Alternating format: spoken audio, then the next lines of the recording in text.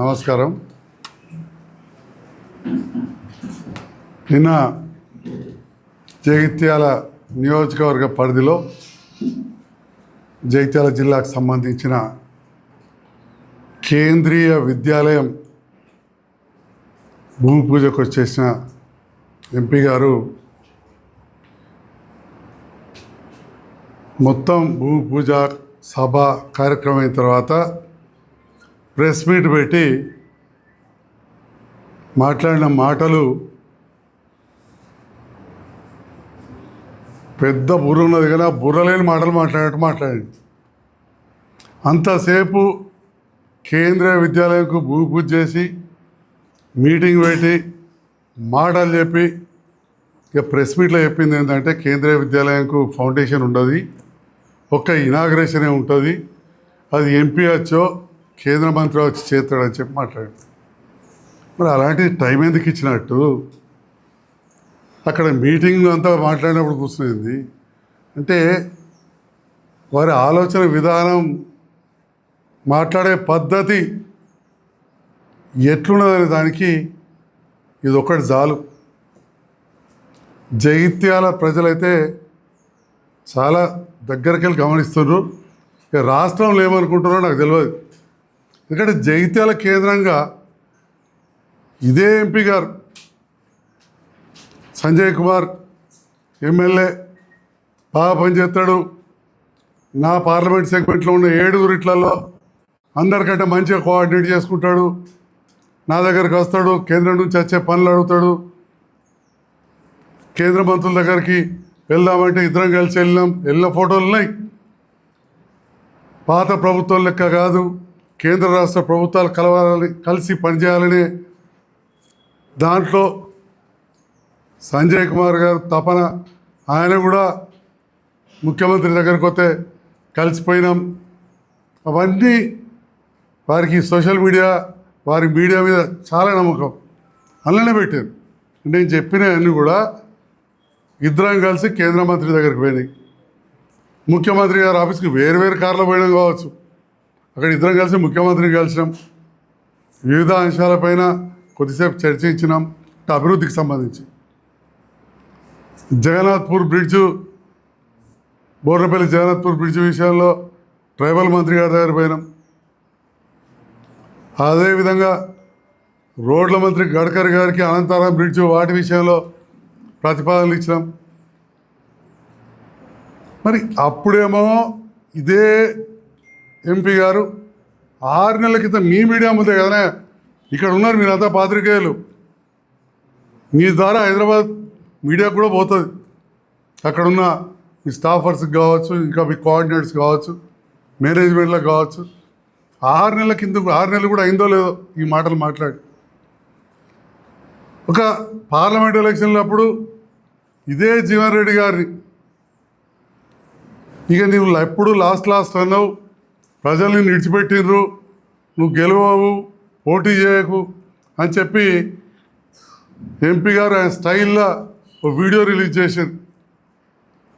Last అంటే లాలూ ప్రసాద్ యాదవ్ ఏదో Bhogi ఇడిచిపెట్టమన్నాడు train అని చెప్పి ఏదో చెప్పిండు. ఆ కథ ఎందుకు కానీ మొత్తానికి నువ్వు లాస్ట్ అనుకుంటే నిలబడుతున్నావు, ప్రజలు నిన్ను తిరస్కరిస్తారని చెప్పి వారే చెప్పింది. రేట్ అంటారు, ఇదేందో మిషన్ ఎట అంటారు. ఏం మిషన్ అయ్యా? National mission for natural farming. ఎవరు పెట్టారు? మీ కేంద్ర ప్రభుత్వమే చెప్పింది. అంటే కేంద్ర ప్రభుత్వం చెప్పేదాన్ని కూడా మీకు అవగాహన లేకనా అవహేళన అడుగుతున్నా. యూరియా ఫర్టిలైజర్ల మీద యాప్ పెట్టాలని చెప్పి కూడా కేంద్ర ప్రభుత్వమే నిర్ణయించింది. మొన్న నాడేమో ఈ యాప్ ఏంది పనికిరాని యాప్ అంటారు. అంటే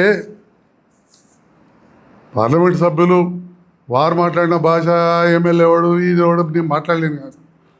ఎంపీ గారు ఇలా మాట్లాడడం మాత్రం కరెక్ట్ కాదు. మీ వ్యవహారం మీరు ఇట్లా మాట్లాడితే ఇంతకంటే మాట్లాడినా పర్వాలేదు. జగిత్యాల ప్రజలు అన్నీ గమనిస్తున్నారు. రాష్ట్ర స్థాయిలో సంజయ్ కుమార్ గురించి ఏం తెలుసో ఏం తెలియదో వేరే విషయం, కానీ జగిత్యాల నియోజకవర్గ ప్రజలకు స్పష్టంగా తెలుసు. నేను రాజకీయాలకు ఏదో బాగా సంపాదించుకుని రాలే, మా దగ్గర ఏం అక్రమ సంపాదన లేదు. మొదటి నుంచి రాజకీయ కుటుంబం, రాజకీయాల్లో తిరిగినాం, ప్రత్యక్ష రాజకీయాలకు వచ్చినాం, 3 సార్లు పోటీ చేసిన. మొదటిసారి కూడా జగిత్యాల టౌను చుట్టుపక్కల గ్రామాలలో మెజారిటీ ఓట్లు ఇచ్చారు. 2 సార్లు బ్రహ్మాండమైన మెజారిటీతో గెలిపించారు. మళ్ళీ అవకాశం వస్తే మళ్ళీ కూడా గెలిచి ఇంతకంటే విస్తృతంగా సేవలు చేస్తా. నేను రాజకీయాలకు వచ్చిందే సేవ చేయాలని దాంతో నాకు చేతి నిండా పని ఉంది. నాకేం పెద్ద వ్యాపారాలు లేవు, చిల్లర దందాలు లేవు. ఏమన్నా ఉంటే కొందరు మాట్లాడుతుంటారు, వాళ్ళ అయ్యంపుడు అల్లుడు బిల్లులు. జిల్లాకు 10 మంది కాంట్రాక్టర్లు ఉన్నారు. మా వియ్యంకుడు అల్లుడు లాంటి వాళ్ళు జిల్లాకు 10 మంది ఉన్నారు. వాళ్ళు రోడ్ కాంట్రాక్టర్లు, క్రషర్లు ఉంటాయి. జిల్లాకు 10 మంది ఉన్నారు. అదే పెద్ద ఇది కాదు. హ్యాపీగా ఉన్నాం, సరిపోతుంది. Above average. అక్రమ సంపాదన లేదు, అహంకారం లేదు. ఎంపీ గారు మాకు మీలాగా నేను మాట్లాడలేను. మీరు మరీ విపరీతమైన ధోరణిలో మాట్లాడడం, అట్లా మాట్లాడుతందుకు మీ డైరెక్షన్లో ఇక్కడ ఒకళ్ళు యాక్షన్ చేసుడు మాట్లాడు చాలా ఘోరంగా మాట్లాడుతున్నావు. కాబట్టి ఆ మాత్రం నీకు బుర్ర ఉన్నది, కానీ బుర్ర లేని మాటలు మాట్లాడుతున్నావు అన్న తప్ప, లేకపోతే అది కూడా నేను అనేటోని కాదు. ఎన్నడూ కూడా ఎవరు అనలే. నరికేస్తా ఇంకేమో చేస్తా అన్నారని అనలే. కాబట్టి నేను ఎంపీ గారికి చెప్తా ఉన్నా, జగిత్యాల ప్రాంతం మంచిగా అభివృద్ధి చేసుకున్నాం. దాంట్లో నువ్వేంది అంటే, మరి నువ్వు ఎంపీ పోయింది ఎవరైనా మనం ఇళ్ళకి ఇస్తామా? ఇలా కేంద్రీయ ప్రభుత్వం కేంద్ర విద్యాలయానికి ఇచ్చేది నిధులు నీ ఇంట్లోకెళ్ళి ఇస్తున్నావా? స్థలం ఆయన ఇంట్లోకెళ్ళి ఇచ్చిండా అంటే ఏం మాటలు మాట్లాడుతున్నారు?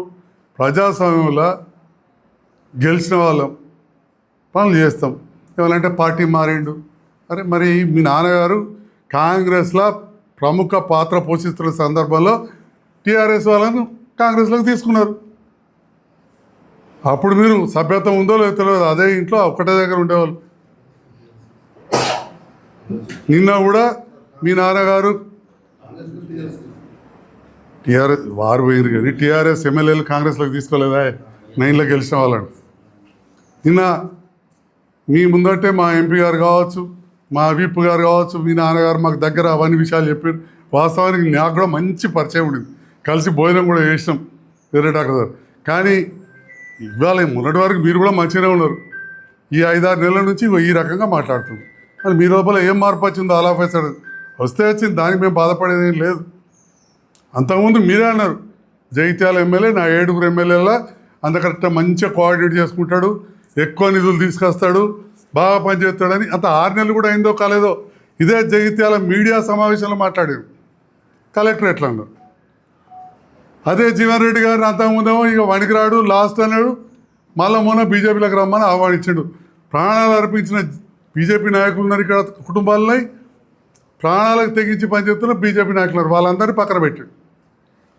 మా టీఆర్ఎస్ నుంచి గెలిపించిన నాయకురాలకు రాజీనామా చేయించి తీసుకున్నాడు. ఇక వారికి మాటలు అన్నీ నేర్పిన. అంతకుముందు చాలా నా ఇంటి ఉన్నప్పుడైతే ఎన్నో చాలా సభ్యతగా మాట్లాడరు. మిమ్మల్ని కూడా విమర్శించారు వాళ్ళు, కానీ ఒక పద్ధతుల్ని విమర్శించారు. ఎందుకంటే ఇట్లా మాట్లాడితే నేను ఒప్పుకోను కదా, ఓ పద్ధతిగానే విమర్శించారు. కానీ పోయినాకనే ఇక రకరకాలుగా రాజీనామా చేసి తెల్లారికి వెళ్ళి నేను కవిత గారి దగ్గరికి పోతున్నాను దూరం పెట్టిండు అని చెప్పి కవిత గారిని రోజు దిట్టే ఓడించిన నాయకుని దగ్గరికి పోయాను. సో ఇవాళ మాట్లాడితే మళ్ళీ ఇక ఎమ్మెల్యే చాలు, రేపు మళ్ళీ ఉంటుంది ప్రెస్ మీట్, మళ్ళీ ఏదో మాట్లాడతారు. మళ్ళీ మాట్లాడితే మా వాళ్ళు కూడా తక్కువ మాట్లాడటం లేరు. ఎందుకు అని చెప్పి నేనే ఎన్ని మాటలు మాట్లాడినా విజ్ఞతగా వదిలేద్దాం. జగిత్యాల ప్రజలు చాలా విజ్ఞులు, చాలా తెలిసిన వాళ్ళు. అందుకనే జగిత్యాల నేను 3 సార్లు పోటీ చేస్తే 3 సార్లు జగిత్యాల పట్టణంలో నాకే మెజార్టీ వచ్చింది. ఆ విషయాన్ని గమనించాలి. నాకు మెజార్టీ రాని ప్రాంతాలలో కూడా కొన్ని ఏరియాలలో కులం మతం మీద విడిదిస్తే వాళ్ళతోటి కూడా మంచి సత్సంబంధాలు ఏర్పాటు చేసుకొని ఆ ఏరియాలలో కూడా 2వ ఎలక్షన్లో మెజార్టీ తెచ్చుకున్నా ఆ రకంగా ఉంటుంది ఈ సంజయ్ కుమార్ తత్వం. అదేవిధంగా గౌరవ ముఖ్యమంత్రి గారిని పట్టుకొని చదువు రాదు, చంద్రబాబు నువ్వేం నేర్పినావు, ఏబిసిడీలు నేర్పు. ఇక ప్రపంచం మేధావి అనుకుంటున్నాడు ఏంది మా ఎంపీ గారు, ప్రపంచం మేధావి అనుకుంటున్నటువంటి ఎవరికేం తెలియదు. అంత మా ఎంపీ సాబ్కే తెలుసు, అరవింద్ గారికే తెలుసు, ఎవరికేం తెలియదు అనుకుంటున్నాడు. ఇంత అరవింద్ గారు ఇంత అహంకారం పనికిరాదు. గౌరవం ఇచ్చి పుచ్చుకోవాలా, ఎప్పుడైనా నేను గౌరవం ఇస్తున్నా పుచ్చుకో. నువ్వేం నాకు ఇచ్చేదంటే నీ జాల నువ్వు, నా జాలి నేను ఉంటా. అంతేగాని ఈ రకంగా మాట్లాడడం, మీ ప్రభుత్వం ఏం చేస్తుంది చెప్పుకోండి. ఎవరొద్దు అంటున్నారు? కేంద్ర ప్రభుత్వంకి వెళ్ళి ఏమేమి నిధులు తెచ్చావో చెప్పుకో. ఇప్పుడు నిన్న కేంద్రీయ విద్యాలయం తెచ్చారు, చెప్పండి. డెఫినెట్గా కేంద్రీయ విద్యాలయం మీరు పార్లమెంట్ సభ్యులు మీ ప్రతిపాదనతోటే వచ్చింది అనుకుందాం, తప్పేమన్నా. అలా హక్కే, ఈ ప్రాంత ప్రజల హక్కు. ప్రతిరోజు ఇది కొనుక్కున్నా, కాగితం కొనుక్కున్నా, పెన్ను కొనుక్కున్నా, భోజనం కొనుక్కున్నా, బట్టలు కొనుక్కున్నా పన్ను కడుతున్నారు. ఇక్కడ పైసలు బాగున్న వాళ్ళు ఇన్కమ్ ట్యాక్స్ ఎక్కువ కడుతున్నారు. నా అటువంటి అప్పర్ మిడిల్ క్లాస్ వాళ్ళు ఒక మోస్తరులో కట్టుకుంటున్నాం. ఇవన్నీ తెలంగాణ నుంచి డబ్బులు వస్తలేవు, వాళ్ళకెళ్ళి ఇస్తారు. కాబట్టి ఇంకా ఎక్కువ పనులు చేయండి, ఇంకా ఎక్కువ నిధులు తీసుకురండి, జగిత్యాల ప్రాంతాన్ని అభివృద్ధి చేయండి. దాంట్లో పోటీ పడండి. కానీ ఈ మాటలు మాట్లాడి పనులు చేతలు తక్కువ, మాటలు ఎక్కువ, పనులు తక్కువ, మాటలు ఎక్కువ, ఇది అంటారు కదా. ఇక పని తక్కువ ఎక్కువ అంటారు. మన దగ్గర రకరకాలు మాట్లాడతారు. ఇట్లా మాట్లాడితే ప్రజలు వేరే రకంగా మాట్లాడుకుంటున్నారు. ఇక మనం ఏం మాట్లాడుతాం వాటన్నిటి గురించి. కానీ చూద్దాం, ఏది ఏమైనా కానీ చాలా అసంబంధంగా పొంతన లేని మాటలు మాట్లాడుతున్నారు. వారే కేంద్రీయ విద్యాలయం ఫౌండేషన్స్కి వచ్చి స్వయాన నాకంటే ముందు వారే కొబ్బరికాయ కొట్టి తర్వాత ప్రోటోకాల్ అని చెప్పి నా తర్వాతనే మాట్లాడి అన్ని రకాలుగా మర్యాద ఇచ్చినాం. అటెండ్ అయ్యి అరగంట తర్వాత పెట్టిన ప్రెస్ మీట్లో ఫౌండేషన్ ఉండదు, ఓన్లీ ఇనాగ్రేషన్ ఉంటుందని మాట్లాడడం. ఎమ్మెల్యే సంజయ్ కుమార్ బాగా పనిచేస్తాడు, బాగా కోఆర్డినేట్ చేస్తాడు, 7 కంటే మంచిగా కోఆర్డినేట్ చేస్తాడు, ఎక్కువ నిధులు తీసుకొస్తాడు ఈ ప్రాంతానికి అని చెప్పి 6 నెలల కింద చెప్పి 2 నెలల కింద జీవన్ రెడ్డి గారిని నువ్వు వణికిరావు, ప్రజలు నిన్ను ఒప్పుకోరు, నువ్వు చివరా అన్నావు, నీకు వేయరు అని చెప్పాను. మళ్ళా వారినేమో పార్టీలకు రమ్మని ఆహ్వానించి నిన్న కాంగ్రెస్ వదులుకున్నదని మాట్లాడు. కాంగ్రెస్ వదులుకున్నదండి. పిసిసి అధ్యక్షుడు, ఏఐసిసి సెక్రటరీ వచ్చి జీవన్ రెడ్డి గారు పోవద్దన్నారు. నేను కూడా అన్నా, అంటే ఆయన కూడా ఇదే బాధ, ఇద్దరు కలుసుకొని మాట్లాడుతున్నట్టు. వాడేవాడే ఆయనతో అందుకు ఆ దొరికిందా పని చేస్తాను అన్నాడు. ఇప్పుడు ఏ దొరికిందకు వేయండి, ఇప్పుడు ఎక్కడున్నాడు? అంతకుముందు కేసీఆర్ దొర అంటుండే కదా. అదే కేసీఆర్ దగ్గరికి కుర్చీకాడికి కుటుంబంతో కలిసిపోయాడు. కేసీఆర్ గారి కుర్చీకాడికి కుటుంబంతో పోయాడు. ఈ నాయకులను కూడా ఎవరు తీసుకోకపోతే ఇప్పుడు మేమందరం కలిసి పని చేస్తున్నాం. అందరికీ ధన్యవాదాలు. Thank you.